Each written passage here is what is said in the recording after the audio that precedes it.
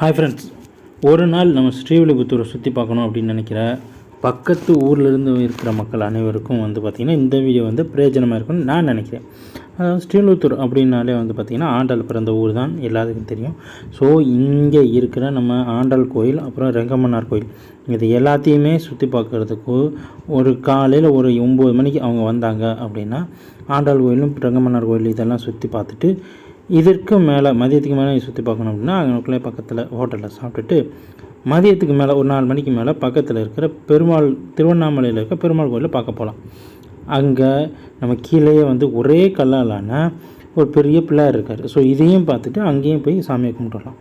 So okay, இப்போ வைணவம், அதாவது கிருஷ்ணரை பார்க்குற வைணவ மக்கள் இருக்காங்க.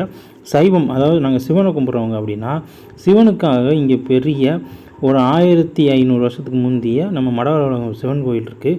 இங்கேயும் பார்த்திங்கன்னா காலையிலே போகலாம். போய் நல்லா தரிசனம் செஞ்சுட்டு அங்கே நல்லா ஒரு சாப்பாடு பக்கத்தில் சாப்பிட்டு அங்கே நம்ம சுற்றி பார்த்துட்டு வரலாம். ஸோ ஒரு ஆஃப் டே உங்களுக்கு அங்கே மடவாளம் கோயிலில் நீங்கள் சுற்றி பார்க்குறதுக்கு உங்களுக்கு ஒரு நாள் பொழுது போக்குவதற்கு அந்த இடம் நன்றாக இருக்கும். ஓகே, எனக்கு நாங்கள் லோக்கலில் இருக்கோம். எங்களுக்கு அழகான ஒரு இயற்கை காட்சியாக இருக்கிற இடத்த போய் பார்க்கணும் அப்படின்னு நினச்சிங்கன்னா சனி ஞாயிற்றுக்கிழமையில் மட்டும் திறந்துருக்கிற நம்ம காட்டாளர் கோயில் பெருமாள் கோயில் இருக்குது. நீங்கள் இங்கே போய் தரிசனம் செஞ்சுட்டு வரலாம். இங்கே தரிசனம் செய்கிறதுக்கு நீங்கள் சனிக்கிழமை ஞாயிற்றுக்கிழமை மட்டும்தான் போக முடியும். இந்த தரிசனம் செய்ய காலையில் நீங்கள் இங்கேருந்து கிளம்புனா போகும்போது சாப்பாடையும் எடுத்துகிட்டு போயிருங்க. ஏன்னா அங்கே போகும்போதுலேயே பார்த்திங்கன்னா ஒரு சில இடத்துல அருவிகள் இருக்கும். நீங்கள் போய் குளிச்சுட்டு சாப்பிட்டு அதுக்கப்புறம் மேலே போய் பெருமாளை சேவை செஞ்சுட்டு பார்த்துட்டு நீங்கள் கீழே இறங்கி வர்றதுக்கு சரியாக இருக்கும்.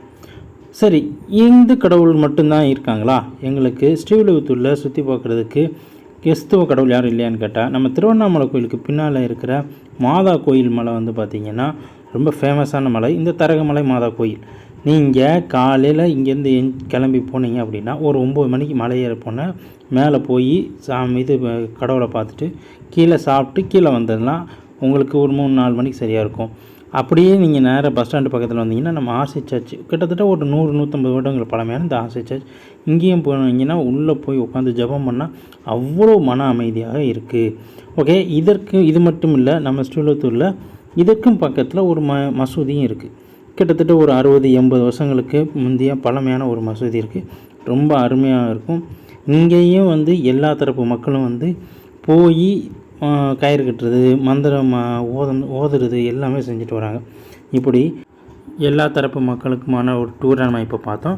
இதே மாதிரி உங்களுக்கு வேறு எதுவும் வீடியோ வேணுன்னா கீழே கமெண்ட் பாக்ஸில் கமெண்ட் பண்ணுங்கள். அடுத்த வீடியோவில் சந்திக்கலாம். நன்றி, வணக்கம்.